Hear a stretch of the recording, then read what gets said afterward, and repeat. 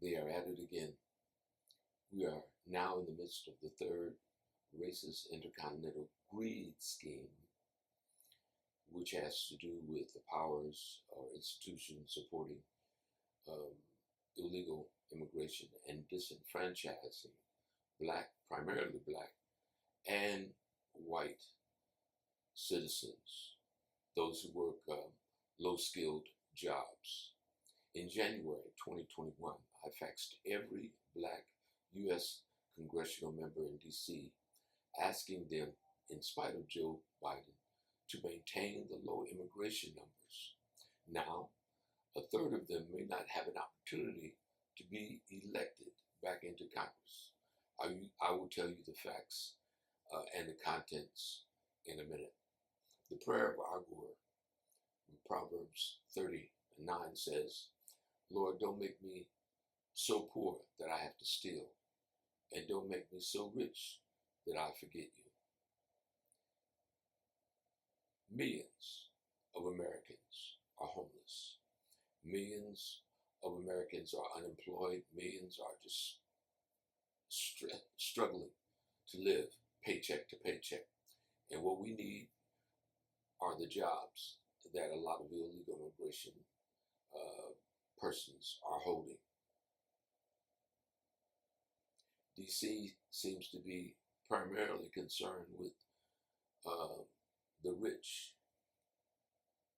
The U.S. needs to reduce illegal immigration workers and illegal business owners, so Americans can get a shot at their American dreams. If they do it the right way, good. AI is going to create more unemployment, and companies are going to lay off thousands of more people. For the black community, unemployment has gone up.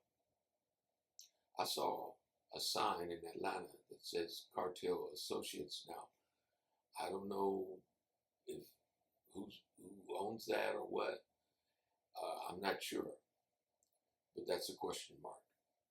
And other Latin American names are on actual businesses. Are cartels laundering and supporting businesses, new businesses that compete with American-owned businesses and products? Americans don't have another country to return to like illegal immigrants. I remember one time, decades ago, I was talking to this woman from Guyana in a store, and she says, well, if everything goes wrong for me in the U.S., I can always go back. Americans don't have a fallback system or place. It is my opinion we would not be in this economic and incompetent stress level position if Democrats would have won. Whether Kamala Harris, who I campaigned for and recruited volunteers for and voted for, should run again is a separate issue that I will address because of my experiences with working with the campaign at that time and on a local level.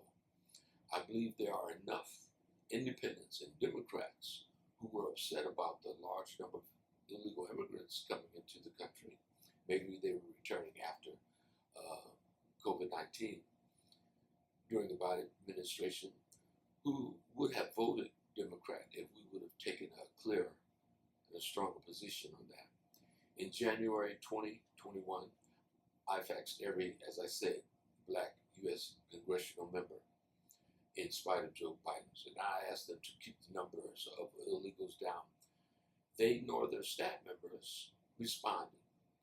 In the 2024 election, the Republicans used immigration like a hammer on Democrats. And now, with state redistricting, the Voter Rights Act has been diluted, and about a third of U.S. black representatives may not be returning to Congress because of how they diluted the districts. Now I have relatives who are illegal, or rather legal immigrants, from different countries since the 1950s. Three of my uncles served in World War II, and in Korea, and in Vietnam, and a brother as well served in Vietnam. I've also met other nice people from other countries who are good people, who are legal immigrants. But there's a process for immigration. I want to take you higher and light a fire of activation, of attitude, so that we can rely upon ourselves, no matter what kind of president is in office, what the political landscape is. We can empower ourselves, and I want to share that with you. Just go to ourgoldvillage.store, complete the 1 or 2 question survey real quickly, and then we will be able to inform you what we're doing. If you are a Black American, I need you to do that. We have a plan.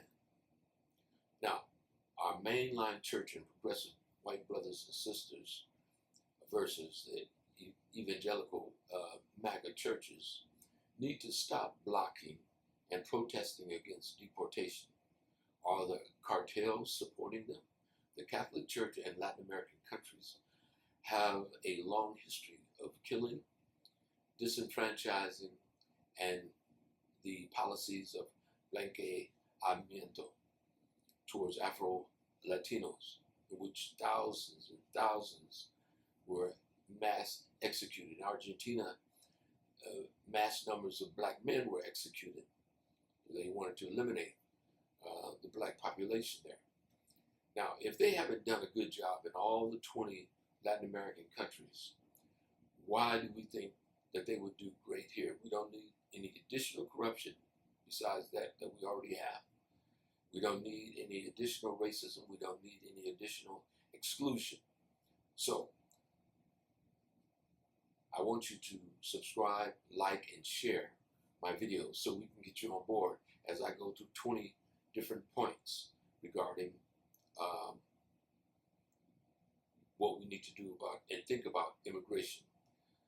We only have one United States to fall back on. Americans will need and do need those jobs. So, thank you very much.